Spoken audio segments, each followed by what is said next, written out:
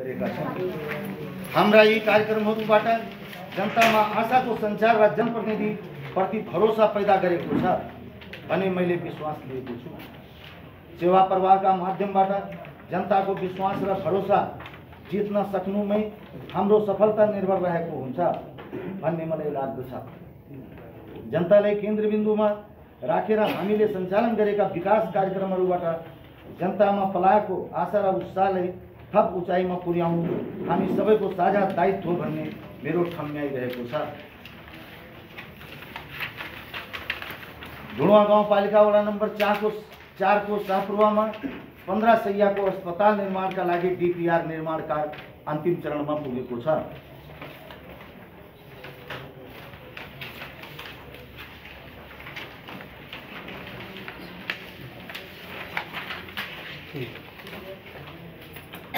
जनतालाई प्रत्यक्ष सेवा र सुविधा पुर्याउने सन्दर्भमा गाउँ गाउँमा सिंहदरबार भन्ने नारालाई हामीले मूर्त रूप दिन भगीरथ प्रयत्न गरिरहेका छौं। यद्यपि सीमित साधन स्रोत र असीमित जनचाहना एवं आवश्यकताका बीच अपेक्षित उपलब्धि हासिल गर्न कठिनाई नभएको भने होइन। जनतामाझ हामीले गरेका प्रतिबद्धता र जनताका आकांक्षाहरूको सम्बोधन गर्न हाम्रो साधन र स्रोतको परिचालनबाट मात्र सम्भव नभएको हुँदा प्रदेश सरकार, संघीय सरकार लगायत अन्य निकायहरूसँग पनि हामीले माग र प्रस्तावहरू पेश गर्ने, लबिङ गर्ने, डेलिगेसन जाने लगायतको पहल र पैरवी गरिरहेको जानकारी पनि यो सम्मानित गाउँसभाले गराउन चाहन्छु। सुखी र समृद्ध ढुङ्गा बनाउने ध्येय अनुसार हामी अघि बढिरहेका छौं। यस कार्यमा सबैको सहयोग र सहकार्यको अपेक्षा मैले गरेको छु। अब म आर्थिक वर्ष 2078-79 को मङ्सिर मसानसम्मको बुँदागत रूपमा मुक्त उपलब्धि प्रस्तुत गर्न चाहन्छु। घर घरमा पशु स्वास्थ्य कार्यक्रमलाई निरन्तरता दिँदै पशु स्वास्थ्य सेवा निःशुल्क उपलब्ध गराइएको छ।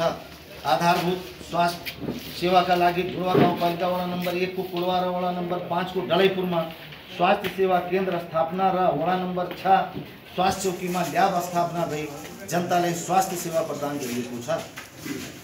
वडा नम्बर 2 मा रहेको बिउ प्रशोधन केन्द्रमा बिउ प्रोसेसिङ प्लान्टको कार्य सञ्चालनको लागि कर्मचारी र कार्यालय व्यवस्थापन गरी चालू आर्थिक वर्ष भित्रै सञ्चालनमा ल्याइन्छ। वडा नम्बर 6 हिरमियामा कोल्ड स्टोर निर्माण गर्ने कार्य सुरु भइसकेको छ। ढुङ्गा गाउँपालिकाको प्रशासनिक भवन निर्माण कार्य अन्तिम चरणमा पुगेको छ। ढुङ्गा गाउँपालिकाको सबै वडाका घर दैलोमा व्यक्तिगत घटना दर्ता कार्य सम्पन्न गरिएको छ र आगामी दिनमा निरन्तरता दिने योजना रहेको छ। कन्या मुद्दती शिक्षा योजना कार्यक्रम अन्तर्गत गाउँपालिकाबाट प्रति छोरी 10,000 मुद्दती खातामा राख्ने कार्यको निरन्तरता दिएको छ।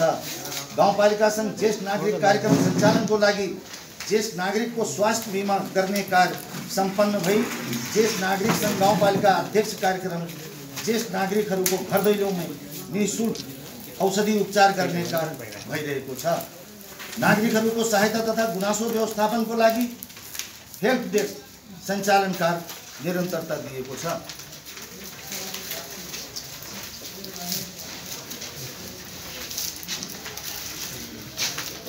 ढुङ्गा गाउँपालिका वडा नम्बर 4 को शाहपुरवामा 15 शैय्याको अस्पताल निर्माणका लागि डीपीआर निर्माण कार्य अन्तिम चरणमा पुगेको छ।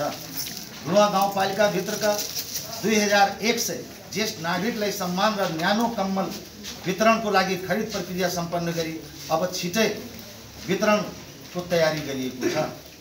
ढुङ्गा गाउँपालिकाका कृषकहरूलाई 50% अनुदानमा गहुँको बिउ 23 मेट्रिक टन वितरण गरी 550 जना कृषक लाभान्वित भएका छन्।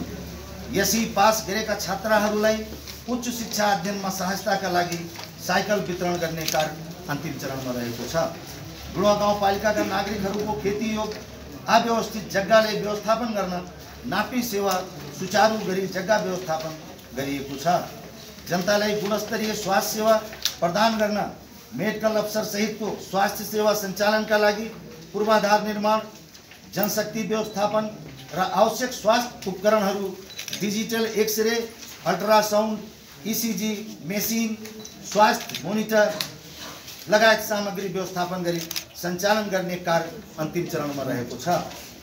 तटबन्ध सम्बन्धी आयोजनाहरू कार्यान्वयनमा भइरहेको छ। जुडुवा गाउँपालिका अन्तर्गत द्वारा ख वर्गको अपाङ्गता भएका व्यक्तिहरूलाई मासिक भत्ता स्वरूप क्रमशः 500 र 400 दिने कार्यलाई निरन्तरता दिएको छ। जुडुवा गाउँपालिका अन्तर्गत सडक पूर्वाधार, मन्दिर, मस्जिद, गुरुद्वारा र चर्च आदिको उन्नति तथा निर्माण कार्यलाई उच्च प्राथमिकता दिने कार्य भइरहेको छ। आधारभूत आवश्यकतासँग जोडिएका शिक्षा, स्वास्थ्य, खानेपानी, सांस्कृतिक प्रवर्धन तथा पर्यटन प्रवर्धन सम्बन्धी आयोजना निर्माणका कार्य भइरहेको छ। श्री पशुपति मावि नौरी गौडीलाई उच्च माविमा स्तर वृद्धि गरी 15 कट्ठा दर्तावाला जग्गा नियमअनुसार अधिग्रहण प्रक्रिया अगाडि बढाउने चरणमा रहेको छ। अब म आजको 10औं गाउँ सभा आह्वान गर्नुको मुख्य आवश्यकता र औचित्यका बारेमा प्रश्न पार्न चाहन्छु। जुडुवा गाउँपालिकाको आधारभूत स्वास्थ्य तथा सरसफाई विधेयक 2078, जुडुवा गाउँपालिकाको संस्था दर्ता विधेयक 2078, जुडुवा गाउँपालिकाको स्वास्थ्य नीति 2078, जुडुवा गाउँपालिकाको स्थानीय पूर्वाधार व्यवस्थापन विधेयक 2078, जुडुवा गाउँपालिकाको सार्वजनिक, निजी तथा अन्तर सरकारी साझेदारी विधेयक 2078, जुडुवा गाउँपालिकाको स्थानीय सडक विधेयक 2078 र जुडुवा गाउँपालिकाको प्रहरी विधेयक 2078 गरी जम्मा 7 विधेयक 2078 को 6 गते बसेको विधान समितिको बैठकमा 78 को 7 गते बसेको कार्यपालिकाको बैठकको निर्णयअनुसार माथिका विधेयकहरूमा छलफल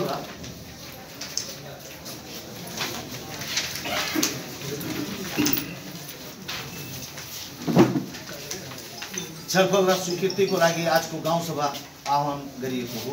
यसका साथै जुडुवा गाउँपालिकाको संशोधित बजेट तथा कार्यक्रम संशोधनको लागि यो 10औं गाउँसभाको आयोजना गरिएको सम्मानित सभा समक्ष पेश गर्न चाहन्छु। यदि 2078-9/7 गते बसेको कार्यपालिकाको बैठकको निर्णय अनुसार यस जुडुवा गाउँपालिकाको चालू आर्थिक वर्ष 2078-79 को 9 गाउँसभाबाट स्वीकृत वार्षिक कार्यक्रम अन्तर्गतका केही कार्यक्रमहरूको आवश्यक संशोधन गर्नुपर्ने देखिएकोले देहायअनुसार संशोधन गर्ने प्रस्ताव गरेको छु।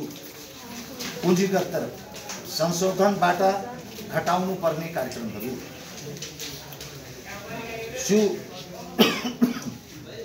शिवको प्रतिमा र उद्यान निर्माण कार्यक्रमबाट 49,79,000 घटाइएको छ।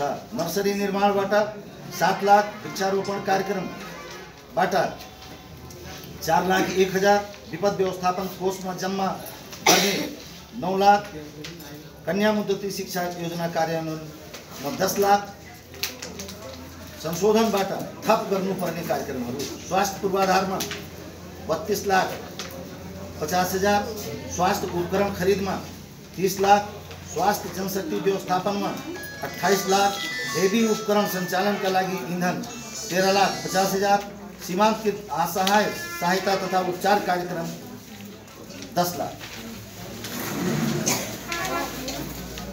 जग्गा व्यवस्थापन कार्यक्रमबाट 15 लाख, भू प्रशोधन केन्द्रलाई अनुदान 50 लाख, भू प्रशोधन केन्द्र सञ्चालन तथा व्यवस्थापन 12 लाख, कृषि विद्युतीकरण पोल र तार 15 लाख, सहकारी संस्थाको स्तर वृद्धि तथा व्यवस्थापन 5 लाख, पशु बीमा कार्यक्रम 20 लाख, बीमा तथा नवीकरण खर्च 5 लाख, ठुला मेला भण्डारा धार्मिक कार्यक्रममा सांस्कृतिक प्रवर्धन कार्यक्रम 10 लाख, मन्दिर, मस्जिद, गुरुद्वाराको पूर्वाधार विकास 20 लाख, सार्वजनिक निर्माण तथा पूंजीगत सुधार 34 लाख, मांगमा आधारित कृषि सामग्री वितरण कार्यक्रम 20 लाख, होम स्टेमा 4 लाख,